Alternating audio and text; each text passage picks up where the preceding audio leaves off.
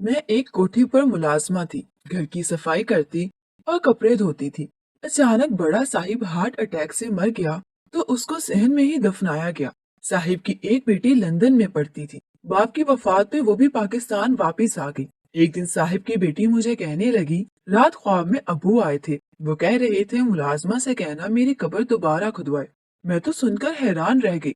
अगले दिन मैं मोहल्ले का गोरकन साथ लाई और कब्र की खुदाई कराई तो मेरे पैरों तले से जमीन निकल गई। इस कब्र में मैं एक कोठी में मुलाजमा थी। इस कोठी के मालिक बहुत ही अच्छे इंसान थे। वो तमाम मुलाजमीन का बहुत ख्याल रखते थे। लेकिन उनकी कोठी में खातून मुलाजमा सिर्फ मैं ही थी जो वहाँ सफाई का काम करती थी और कपड़े वगैरह धोती थी। वहाँ खाना पकाने के लिए भी मर्द मुलाजिम थे और बाकी सारे कामों के लिए भी मर्द मुलाजिम थे। इसलिए अकेली खातून मुलाजिम होने की वजह से वो मेरा ज्यादा ख्याल रखते थे। मेरी छोटी छोटी जरूरियात का भी ख्याल रखते और तनख्वाह के अलावा भी कुछ ना कुछ तो मुझे देते थे, जिसकी वजह से मेरे घर का बहुत अच्छा निजाम चल रहा था। मैं दिल से उनकी इज्जत करती थी। उनकी सिर्फ एक बेटी थी जो लंदन में तालीम हासिल कर रही थी। जब से मैं यहाँ मुलाजमा बनकर आई थी मैंने उनको नहीं देखा था, लेकिन जहाँ तक मैंने मुलाजमीन से इस लड़की के बारे में सुना था तो यही कहते थे कि वो बहुत अच्छी है और अपने बाप की कॉपी है। मुलाजमीन के साथ उसका रवैया बहुत ही अच्छा होता है। मेरी मालकिन थोड़ी खुदसर की किस्म की औरत थी और वो मेरे मालिक की दूसरी बीवी थी। अपनी पहली बीवी के फौत होने पर उन्होंने उससे शादी की थी। वो बहुत ही मगरूर थी। इस उम्र में भी उसे क्लब और ये सारी चीजें पसंद होती थी और मालिक की बेटी इनकी पहली बीवी की औलाद थी। इन दिनों मालिक बहुत ज्यादा बीमार रहने लगे थे, लेकिन उनकी बीवी को उनकी बिल्कुल परवाह नहीं होती थी। वो अपनी ही सरगर्मियों में मसरूफ रहती थी और इसको इस बात से कुछ लेना देना नहीं था कि उसका शौहर बीमार है। हम सारे मुलाजमीन अपने मालिक का हर तरह से ख्याल रखते थे। मेरे फराइज में उनका ख्याल रखना नहीं था। मेरा काम सिर्फ सफाई करना और कपड़े धोना था, लेकिन मैं फिर भी खुद से उनका ख्याल रखती, उनको वक्त से दुआ देती, कुक भी उनके लिए एक बेहतरीन गजा तैयार करता। सिर्फ ये नहीं कि हम दोनों उनका ख्याल रखते थे, बल्कि बाकी सारे मुलाजमीन भी वक्तन फवक्तन ख्याल रखते। ड्राइवर हर वक्त तैयार रहता कहीं अस्पताल न जाना पड़ जाए, बल्कि उनको बाहर वॉक तक करवाते और जिस तरह डॉक्टर कहता उसकी हदायत पर अमल करते। और ये सारे काम हम मुलाजमीन किया करते थे। उनकी बीवी को कुछ पता नहीं था और एक दिन वो अचानक फोत हो गए। उम्र उनकी इतनी ज्यादा नहीं थी, लेकिन उलझनों ने उनको वक्त से पहले बूढ़ा कर दिया था। उनकी मौत की खबर सुनकर उनकी बेटी भी लंदन से वापस आ गई और मैंने उसको पहली दफा अपने बाप की मैयत पर देखा। बाहर रहने के बावजूद भी उसने बेहुदा लिबास नहीं पहना हुआ था। जब माली की तदफीन का वक्त हुआ तो उनके वकील ने आकर बताया कि पहले उनकी वसीयत सुनी जाए। इसलिए सबसे पहले उनकी वसीयत सुनी गई और उनकी वसीयत में ये बात थी उनको अपने घर के सहन में दफनाया जाए। इसलिए फौरन घर के सहन में कब्र तैयार की गई और उनको वहां पर ही दफनाया गया। वह मुश्किल 3 दिन का शोक मनाने के बाद मेरी मालकिन तो फिर से नॉर्मल हो गई थी, लेकिन उनकी बेटी को मैं देखती थी कि उसको हकीकी तौर पर दुख था और वसीयत के मुताबिक उनके तमाम जायदाद में से 70% उनकी बेटी मालिक थी और 30% की बीवी। लेकिन मैंने अभी तक इन दोनों में इस बात पर कोई झगड़ा नहीं देखा था। उनकी बेटी सुबह शाम अपने बाप की कब्र पर कुरान की तिलावत किया करती और उसे भी मालूम था कि उसकी नई माँ को अपने शौहर से कोई खास रुगबत नहीं थी। इससे वो मुलाजमीन से अपने बाप की बातें किया करती थी। इसको इस बात का शदीद कल्प था कि वो उनके साथ वक्त नहीं गुजार सके।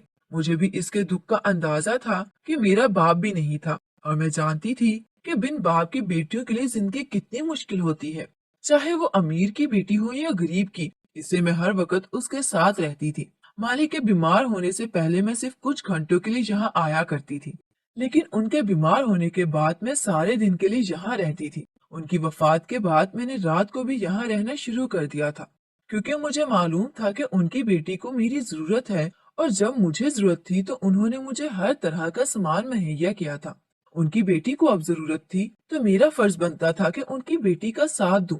वैसे भी घर में मेरे बच्चे छोटे नहीं थे कि वो अकेले नहीं रह सकते, इसलिए मैं बेफिक्र होकर यहाँ रहती थी। जब मेरे मालिक को मरे हुए कुछ दिन गुजर गए तो एक दिन सुबह उनकी बेटी का रवैया मेरे साथ बहुत अजीब सा था। मुझे बड़ी अजीब नजरों से देख रही थी। सारा दिन मैं उसके साथ रही, लेकिन उसके अंदाज में वो पहले वाली गर्म जोशी नहीं थी। मैं उससे मालिक की बातें करती रही, लेकिन वो गायब दिमागी से मुझे जवाब देती रही।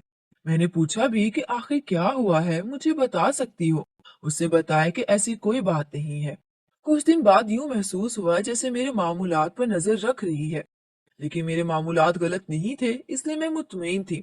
2 दिन बाद उसने मुझे बुलाया और बताया कि मैंने अपने ख्वाब में अपने बाप को देखा था। उन्होंने आपका नाम लेकर कहा है कि इससे बोलना मेरी कब्र को दोबारा खुलवाए। मैं इसलिए आपसे ऐसे बात कर रही थी कि मेरे बाप ने आपको क्यों कहा।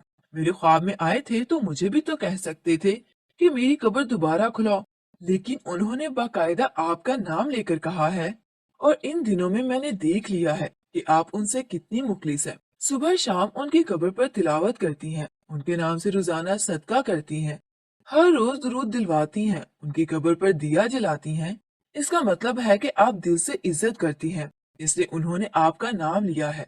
मैं इस बात पर बहुत हैरान हुई कि मैं ऐसा कैसे कर सकती हूँ। आप जानती हैं कि मालकिन कब्र खोलने की इजाजत कभी नहीं देंगी। उन्होंने कहा कि इसमें तुम्हारा साथ दूंगी। शायद इसीलिए बाबा ने मुझे कहा है, क्योंकि वो जानते थे कि आपकी पहुंच भी ज्यादा नहीं है। लेकिन ये आसान काम भी नहीं था, ये गैर कानूनी भी समझा जा सकता था। और फिर ऐसी सूरत में जब घर में मालकिन भी मौजूद हो, जिसको और उसके शोहर के गम से कुछ लेना देना ही नहीं था, उसे यकीनन हमारे खिलाफ महाज खड़ा कर देना था। इससे हमने सबसे पहले फतवा लिया कि हमने ख्वाब देखा है, उसके बारे में हमें क्या करना चाहिए। उन्होंने कहा कि अगर ख्वाब की बात है तो हमें इस पर अमल कर देना चाहिए। मौलाना से फतवा लेने के बाद हमने कानून के मुताबिक काम किया और एक वकील के पास जाकर सारी बात बयान की। उन्होंने इसका हल बताया, बल्कि कोर्ट से इस चीज का बकायदा परमिट निकलवाया। इस काम में 1 हफ्ता लग गया। 1 हफ्ते के बाद मोहल्ले के वो गोरकन जिन्होंने पहले कब्र खोदी थी, इनको साथ लेकर आई। सारे मुलाजमीन को ये बात मालूम हो गई थी कि हम कब्र कुशाई करवाना चाह रही हैं। मेरे साथ मालिक की बेटी भी थी और वकील भी। उसके साथ साथ मौलवी साहिब भी मौजूद थे, जिसकी वजह से मालकिन कुछ नहीं कह पाई, इसलिए वो भी खामोशी ही रही। हमारे साथ आकर खड़ी हो गई और गोरकन ने दोबारा कब्र खोदी और मिट्टी उठाने के बाद जब उसने ऊपर से स्लेब हटाई तो मैं हैरान रह गई, बल्कि हम सबकी हैरत और खौफ से आंखें बाहर आ गई, क्योंकि कब्र तो बिल्कुल ही खाली थी। इसमें मैयत का कोई एक टुकड़ा तक नहीं था। हालांकि 2 हफ्तों में मैयत बिल्कुल खत्म नहीं हो सकती। सबको ही फिक्र शुरू हो गई कि आखिर मैयत गई कहाँ, क्योंकि घर के अंदर कब्र थी और फिर भी मैयत गायब हो गई थी। मैंने कहा, देखो इस कब्र से लाश गायब कहाँ हुई है। ये ऐसा सवाल था जो सबको हैरान और परेशान कर रहा था। मौलाना, वकील, घर के मुलाजिम और हम सब हैरत से ये सब कुछ देख रहे थे। मुफ्ती साहब के कहने पर कब्र को दोबारा बंद कर दिया गया, लेकिन अब समझ नहीं आ रही थी कि मैयत गई कहाँ, मैयत को कैसे ढूंढे। और बात भी हैरत की थी, आखिर किसी ने मैयत का क्या करना था। लेकिन वकील ने सबसे कहा कि ये बात इस घर से बाहर नहीं निकलनी चाहिए, क्योंकि मरने वाला इस मुआशरे का एक बाइज्जत फर्द था। बात बाहर निकली तो इसके बारे में लोग अजीब बातें करेंगे और ये इंसान मरने के बाद बेइज्जत हो जाएगा। इससे हमने खुद से वादा कर लिया कि हम ये बात बाहर किसी तक नहीं पहुंचाएंगे। लेकिन हमारे बाहर बात ना करने से मैयत मिल तो नहीं सकती थी, इसे तो ढूंढना ही पड़ता और उसके लिए किसी को तो कदम उठाना ही पड़ता। हम दोनों मालिक के लिए कुरान ख्वानी करती थी, लेकिन अब कब्र पर कुरान पढ़ने का दिल नहीं करता, इससे उनके कमरे में बैठकर पढ़ लिया करती थी। लेकिन जब उनके लिए कुरान पढ़ने बैठती तो पहला ख्याल ये आता कि मैयत कहाँ गई होगी और न जाने और कितनी बेहुरमती हो रही होगी, क्योंकि जो लोग इस तरह कब्र से मैयत निकाल कर ले गए हैं, उनका इरादा अच्छा तो नहीं हो सकता। मालिक की बेटी इस मुल्क में नहीं रहती थी, वो बहुत सालों से मुल्क से बाहर थी, इसलिए उसे यहाँ के कवानीन का ज्यादा नहीं पता था। इससे वो जहाँ भी जाती थी मुझे साथ लेकर जाती थी, और वो कहीं भी मेरा तारुफ अपनी मुलाजमा के तौर पर नहीं करवाती थी, बल्कि यही कहती थी कि मैं उनकी आंटी हूँ, और ये भी इज्जत देने का एक तरीका था। मैंने वादा किया कि मैं जहाँ तक हो सका आपका साथ दूंगी और हमारे मालिक की मैयत को ढूंढने में आपकी पूरी मदद करूंगी। हमने सबसे पहले जाकर वकील से मशवरा किया कि हमें ऐसी सूरत में क्या करना चाहिए, और घर में जब हमने मालकिन से इस बारे में बात की तो उन्होंने साफ जवाब दे दिया था कि इस मामले में कुछ नहीं कर सकती, क्योंकि मैयत ले जाने वाले कौन हैं उन्हें कुछ मालूम नहीं है। वो तो वैसे भी इद्दत में है। जो कुछ करना था हमें ही करना था, इसलिए हम दोनों खुद ही कोशिश कर रही थी। सबसे पहले हमने वकील से मशवरा किया था और वकील के मशवरे से ही हम पुलिस वालों के पास गई और उनको जाकर सारा मामला बताया। वो लोग तो इतना अजीबो गरीब केस सुनकर लेने को तैयार ही नहीं थे, लेकिन मालिक के नाम और नेक नामी और हम सबकी गवाही की वजह से उनको केस फाइल करना पड़ा और सबसे बड़ी बात, वकील ने भी इस चीज की गवाही दी थी कि उसने भी कब्र को देखा है। मुलाजिमों ने भी अलग अलग जाकर गवाही दी और मुफ्ती साहब ने भी गवाही दी। इससे पुलिस को केस हाथ में लेना ही पड़ा। पुलिस ने कार्रवाई शुरू कर दी और कब्र खोलकर उसकी तस्वीरें लेकर चले गए। पुलिस अपने तौर पर काम कर रही थी, लेकिन पुलिस भी मुकम्मल अंधेरे में थी, क्योंकि मालिक के घर के अंदर कैमरे लगे हुए थे, लेकिन सब सामने थे और मालिक की कब्र पीछे लॉन में थी और चौकीदार भी सामने के रुख पर होते थे। पीछे तो कभी कोई गया ही नहीं था, इसलिए इस बार में कुछ मालूम नहीं था। पुलिस ने तफ्तीश का आगाज हम मुलाजमीन से किया था, लेकिन मुलाजमीन को कुछ मालूम होता तो ही बताते, लेकिन इन सब की सख्ती आई हुई थी। सबसे पहले तो चौकीदार की सख्ती आई कि तुम्हें मालूम होना चाहिए कि कौन आया कौन गया। मैयत चोरी हुई थी और ये कोई आम बात तो नहीं थी, क्योंकि मैयत ले जाना इतना आसान काम नहीं था। लेकिन चौकीदार कोई नया नहीं था, पिछले कितने सालों से यहाँ पर चौकीदारी कर रहा था, और वो सब क्यों करेगा। ऐसे ही हम सब से भी बारी बारी पूछा जाता था कि तुम लोग इस घर में होते हो, कहाँ रहते हो, आपको कुछ न कुछ तो मालूम होगा। और सिर्फ यही नहीं, पुलिस वाले तो सब पर शक करते हैं, इसलिए उन्होंने दोनों माँ बेटी से भी तफ्तीश की। लेकिन इस तरह तफ्तीश करने से क्या हो सकता था, और हमारे मुल्क की पुलिस बस रवायती तरीके अपनाती है, हर दूसरे बंदे को पकड़ कर तो कभी किसको। लेकिन इस सब का कोई फायदा नहीं हो रहा था। एक बात गलत हुई थी कि पुलिस के आने से जो बात किसी को मालूम नहीं थी, वो आहिस्ता आहिस्ता लोगों को मालूम होना शुरू हो गई थी, और हम लोग नहीं चाहते थे कि लोगों को मालूम हो। इसलिए मालिक की बेटी ने पुलिस वालों से जाकर कहा कि अगर वो काम करना चाहते हैं तो ऐसे तरीके से करें कि उसे कुछ मालूम ना हो, और अपने रवायती तरीके से ही सब कुछ करना चाहते हैं तो आप रहने दीजिए, हम केस खारिज कर देंगे। पुलिस तो सिर्फ मेरे मालिक के नाम की वजह से इनकार नहीं कर रही थी, लेकिन जब हमने खुद केस खारिज करने की बात की तो उनका मसला हल हो गया, और इस तरह हमने केस खारिज करवा दिया। लेकिन हमें जो एक छोटी सी उम्मीद लगी थी वो भी खत्म हो गई। लेकिन इस तरह हाथ पे हाथ धरे बैठना अच्छा भी नहीं लग रहा था, और कोई रास्ता भी नजर नहीं आ रहा था। हम सब मुलाजमीन और मालिक की बेटी इस मसले को लेकर बहुत परेशान थे, और अपनी जगह दुआ कर रहे थे कि इस मसले का कोई हल और तरीका मिल जाए। बल्कि हम सब अपनी जगह जासूसी भी करते फिर रहे थे। अब पुरानी पुरानी बातें याद करते, कोई ऐसी बात याद करते जिससे हमें कोई हल्का सा क्लू मिल जाए। ऐसी कोई बात भी याद नहीं आती थी। कब्र से लाश को निकालने के लिए कब्र खोदी जाती है, और हम लोग तो सुबह शाम कब्र पर जाते हैं। हमने कभी नहीं देखा कि कब्र खोदी गई हो। इससे पहले बात तो ये थी कि अगर लाश निकाली गई है तो पहले एक दो दिनों के अंदर ही हुआ है, लेकिन पहले एक दो दिनों में इतने सारे लोग घर में आए थे, या सबसे तफ्तीश शुरू करवाई जाती, जो कि नामुमकिन काम था। लेकिन इस सब में से मुजरिम को तलाश करना भूसे के ढेर में से सुई निकालने जैसा था। लेकिन हैरानी की बात थी कि मालिक की बीवी इस मसले को लेकर बिल्कुल भी परेशान नहीं थी। वैसे ही मुतमईन दिखाई देती थी जैसे हमेशा रहती थी, या इसे इस बात से कोई फर्क नहीं पड़ता था, या वो जानती थी कि लाश कहाँ है। हम उससे कुछ कह नहीं सकते थे, इसलिए जो करना था हमें खुद ही करना था। लेकिन कोई रास्ता भी नजर आता तो ही कुछ कर सकते थे। और फिर हमें उम्मीद की किरण नजर आई, क्योंकि एक दिन हमारे मालिक के करीबी दोस्त उनसे मिलने आए, और जब मालूम हुआ कि वो फोत हो गए हैं तो उन्होंने उनकी बेटी से ताजियत की। बातों बातों में मालूम हुआ कि वो एक रिटायर्ड आर्मी ऑफिसर हैं, और इनका बेटा इस वक्त भी आर्मी में है। मालिक की बेटी ने फौरन उनको सारी बात बताई। वो सुनकर बहुत हैरान हुए, लेकिन उन्होंने कहा कि वो खुद इस बात की खोज लगाएंगे। बल्कि खुद इंटेलिजेंस से रिटायर्ड थे और उनका बेटा भी इंटेलिजेंस में था, इसलिए उनके लिए ये सब करना मुश्किल नहीं था। और हम दोनों फिर से पुर उम्मीद हो बैठे थे। हमें भी उम्मीद की किरण नजर आई, लेकिन हमने ये बात अपने मालकिन से छुपा ली। हमने उसको भिनक भी न लगने दी कि हम अब भी इस बात के पीछे लगे हैं और इसको ढूंढने की कोशिश कर रहे हैं। उन्होंने अपने बेटे को सारी बात बताई, और कुछ दिनों बाद वो दोनों बाप बेटा वापस हमारे घर आए। उन्होंने पुलिस से वो सारी चीजें मंगवा कर देखी जो पुलिस ने इन्वेस्टिगेशन के लिए फाइल बना रखी थी, और हम सबसे भी पूछा कि क्या हुआ था। हमने उनको सारी बात तफसील से बताई। उन्होंने कहा कि कुछ भी हुआ है, यकीनन इसके पीछे कोई बहुत बड़ी साजिश है, और वो क्या है वो मालूम कर लेंगे। हमने उसको यकीन दिलाया कि हम सब हर तरह से उनकी मदद करेंगे।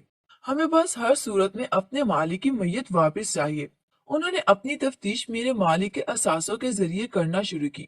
उनकी वसीयत के मुताबिक उनकी जायदाद की 70% की मालिक क्योंकि उनकी बेटी थी, इससे उनकी दो कंपनियां उनके हिस्से में आई थी और एक कंपनी उनकी बीवी के हिस्से में आई थी। इसके अलावा बैंक बैलेंस में भी इसी तरह इन दोनों का हिस्सा था और वो सब चीजें इन दोनों को पहले ही दे चुका था। कंपनी वगैरह इन दोनों के नाम की थी। ये लोग बगैर कंपनी के ऑन भी कर चुकी थी। मालिक के दोस्त ने पूछा कि आप लोगों में से कोई ऐसी बात जानता हो जिसकी वजह से आपको अंदाजा हो कि मैयत चोरी हो गई होगी। ऐसे ही मुझे याद आया कि मालिक के दो दांत सोने के थे, शायद इसकी वजह से हुआ हो। इससे मैंने ये बात उनको बता दी। उन्होंने कहा कि 100% यही बात होगी। उनके दांत चोरी करने के लिए उनकी मैयत को कब्र से निकाला गया होगा। लेकिन ये काम किसने किया है, ये सवाल अभी तक वही का वही था। वो लोग अक्सर हमारे घर में आते रहते थे। इससे इन दोनों ने भी नोट कर लिया कि हम घर के मुलाजमिन तक इस केस में पूरी दिलचस्पी ले रहे हैं और जो बात वो लोग पूरी है हम पूरी तफसील से बताते हैं। यहाँ तक कि पुरानी से पुरानी बात अपनी याददाश्त से निकाल निकाल कर उनको बताते हैं कि शायद कोई मदद हो सके। लेकिन उनकी बीवी बिल्कुल भी इसमें दिलचस्पी नहीं ले रही और ना ही कभी इसने पूछा कि केस का क्या बना है। इससे उनके दिमाग में भी ये बात आई कि शायद वो इसमें शामिल हो और ये बात तो मेरे दिमाग में भी थी। लेकिन छोटा मुंह बड़ी बात ये बात नहीं कह सकती थी। इसलिए इन्होंने हम सारे मुलाजमीन का बायोडाटा निकालने के साथ साथ मालिक की बीवी का भी पुराना डाटा निकाला तो मालूम हुआ कि किसी वक्त में मॉडल हुआ करती थी। लेकिन मालिक से शादी के बाद उन्होंने मॉडलिंग छोड़ दी। लेकिन जिस दौर में जो मॉडलिंग में आई थी इस वक्त उनका एक बेटा था। लेकिन बाद में मॉडलिंग की दुनिया में आने के बाद बेटा कभी मंजरे आम पर नहीं आया। उन्होंने कभी किसी को बताया ही नहीं कि वो शादीशुदा है या उनका बेटा भी है। और उनका बेटा कहाँ था, ये वो सवाल था जो बराह रास्त उनसे नहीं कर सकती थी। इससे उन्होंने अपने तौर पर काम शुरू कर दिया। इन अंकल का मेरे मालिक से बिल्कुल भाइयों वाला ताल्लुक था और वो मुल्क से बाहर होने की वजह से मैयत पर नहीं पहुंच सके थे और वो चाहते थे कि अपने भाई को इंसाफ दिलाएं। मालिक के दोस्त तो ये काम कर रहे थे लेकिन उनका बेटा दांतों वाली लाइन पर काम कर रहा था। उसने एक चोर बाजार तलाश कर लिया जहां इस तरह के दांतों को बेचा जाता था और वहां मालूम करने पर मालूम हुआ कि पिछले ही दिनों कोई लड़का यहाँ पर 2 दांत बेच कर गया है। लेकिन इस लड़के के बारे में मालूमात हासिल करने में कुछ वक्त लगना था। वो लोग काम कर रहे थे जहाँ पर उनको हमारी मदद की जरूरत होती हम सब उनकी मदद करते। लेकिन ये सारा काम बिल्कुल अंडरग्राउंड हो रहा था। हम लोगों के सिवा किसी को मालूम नहीं था कि क्या काम हो रहा है। और फिर इन दोनों बाप बेटे को इकट्ठे ही मालूमात मिली। जो लड़का दांत बेच कर गया था इसकी मालूमात भी मिल गई और इस औरत के बेटे की मालूमात भी मिल गई। और जब इन दोनों ने अपनी मालूमात एक दूसरे को शेयर की तो ये जानकर वो लोग भी हैरान रह गए कि वो एक ही लड़का था, यानी वो लाश इस औरत के बेटे ने निकाली थी। अब इसको पकड़ना जरूरी हो गया था। इसलिए इस आदमी ने बेटे ने अपने सोर्सेस इस्तेमाल करके दोबारा से इस केस को ओपन करवाया। क्योंकि ये केस आर्मी के अंडर तो नहीं आता था, वो तो अपने तौर पर काम कर रहा था। इस तरह पुलिस को हर किस्म की मालूमात मिल गई, यानी पकी पकाई खीर मिल गई। तो इसने भी इस केस को ओपन कर दिया। बल्कि मेरी छोटी मालकिन जाकर बकायदा इस केस को रीओपन करवाया। इसके बाद इन्होंने फौरन इस लड़के को गिरफ्तार कर लिया और जब उसने सारी बात हमें बताई तो हम सब भी हैरान रह गए। उसने बताया कि वो शुरू से ही अपनी माँ के पैसों पर पल रहा है। इसकी माँ ने शादी ही पैसों के लिए की थी और वो इसको हमेशा पैसे दे ही देती थी और इसी वजह से वो ऐशो इशरत की जिंदगी में पड़ गया था। जब उसका शौहर बीमार हुआ तो उसकी माँ को भी फिक्र पड़ गई कि कहीं उसका शौहर तमाम जायदाद अपनी बेटी के नाम न कर दे। इसलिए इस बीमारी के दिनों में ही अपना और अपने शौहर के नाम का एक ज्वाइंट अकाउंट खुलवाया और ब्लैंक चेक पर साइन करवा लिए। पैसे निकलवा कर अपने अकाउंट में डाल दिए। उसको मालूम था कि इस आदमी का खुफिया लॉकर में हर वक्त करोड़ों रुपए का सोना और नकदी पड़ी रहती है। लेकिन वो लॉकर फिंगरप्रिंट से खुलता है, इसलिए वो फोत हुआ तो इसे दिन रात उसकी माँ ने उसको बता दिया कि उसने कब्र अपने घर में बनवाई है। अगर वो कब्र कब्रिस्तान में होती तो ज्यादा आसानी रहती। लेकिन शायद उसे भी मालूम हो गया था कि उसके साथ क्या होगा, इसलिए उसने वसीयत कर दी कि कब्र घर में करना। रात में जब सब वापस जा रहे थे और तमाम मुलाजमीन भी मसरूफ थे तो वो खामोशी से सहन में निकल गया था। मैयत निकालने में कोई मसला नहीं हुआ। उसने जल्दी से वो मैयत निकाली और कब्र दोबारा बंद कर दी और मैयत को उन्होंने एक बोरी में डाल कर ले गए। क्योंकि इस वक्त टेंट वाले सामान लेकर जा रहे थे इसलिए किसी ने उनकी तरफ ध्यान भी न दिया और वो अपने दोस्तों के साथ मिलकर ये काम सर अंजाम दे गया। उससे न सिर्फ उनके दांत बल्कि उनके गुर्दे और इस तरह की चीजें जो बेची जा सकती थी और निकाली जा सकती थी उसे निकाली, और इसके साथ साथ उनके हाथ का अंगूठा भी काट कर दूसरे दिन साथ ले आया जिसे वो लॉकर चलता था, और इससे लॉकर खोलकर इन लोगों ने वहां से सब निकाल लिया।